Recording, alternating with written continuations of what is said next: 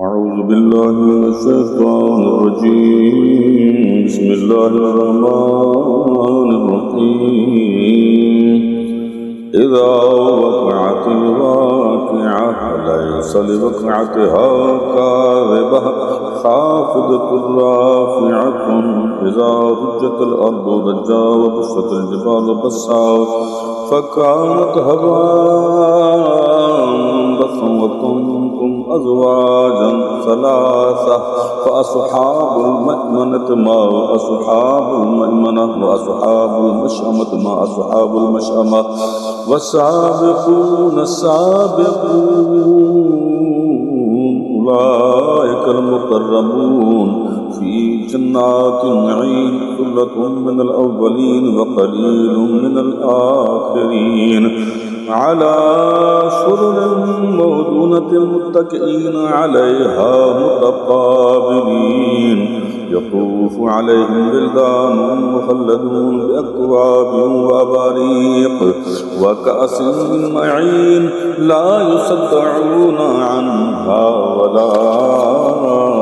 ينزفون وفاكهة مما يتخيرون ولحم طير مما يشتهون وحور عين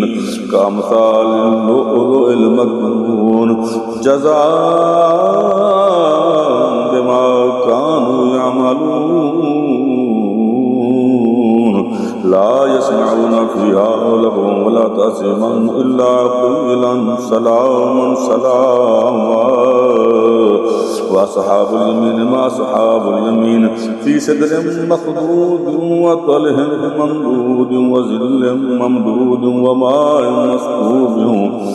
وفاكهة كثيرة لا مقطوعة ولا ممنوعة وفرش مرفوعة إنا أنشأناهن إنشاء فجعلناهن أبكارا عربا أترابا لأصحاب اليمين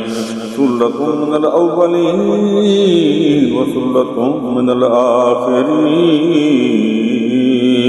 وأصحاب الشمال مع أصحاب الشمال في سموم وحميم وذل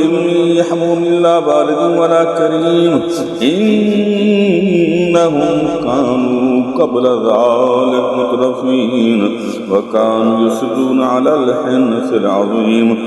وكانوا يقولون أئذا متنا وكنا ترابا وعظاما أئنا لمبعوثون أو آباؤنا الأولون قل إن الأولين والآخرين لمجموعون إلى ميقات يوم معلوم ثم إنكم أيها الضالون المكذبون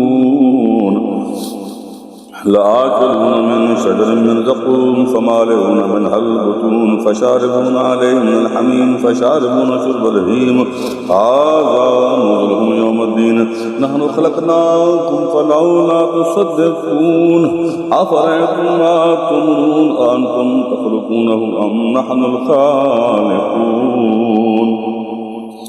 نحن قدرنا بينكم الموت وما نحن بمسبوقين على أن نبدل أمثالكم وننشئكم فيما لا تعلمون ولقد علمتم النشأة الأولى ولولا تذكرون أفرأيتم ما تحرثون أأنتم تزرعونه أم نحن الزارعون لو نشاء جعلناه حطاما فظلتم تفكهون إنا لمغرمون بل نحن محرومون أفرأيتم الماء الذي تشربون أأنتم أنزلتموه من المزن أم نحن المنزلون لو نشاء جعلناه وجاوزا فلولا تشكرون أفرأيتم النار التي تورون أأنتم أنشأتم شجرتها أم نحن المنشئون نحن جعلناها تذكرة ومتاعا للمقوين فسبح باسم ربك العظيم فلا أقسم بمواقع النجوم وإنه لقسم لو تعلمون عظيم إنه لقرآن كريم في في كتاب مكنون لا يمسه إلا المطهرون تنزيل من رب العالمين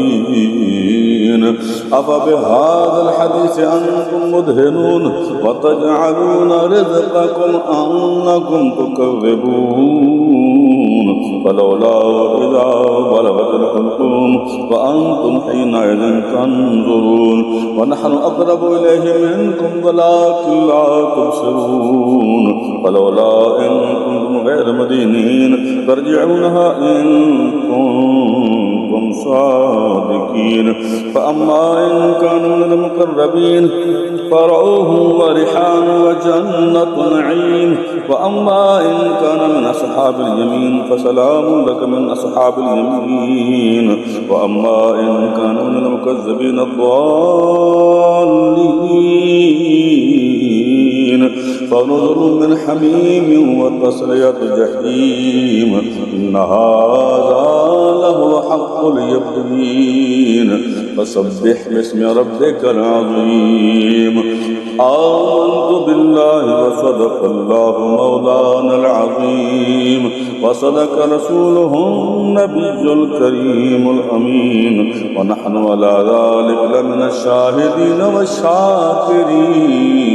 والحمد لله رب العالمين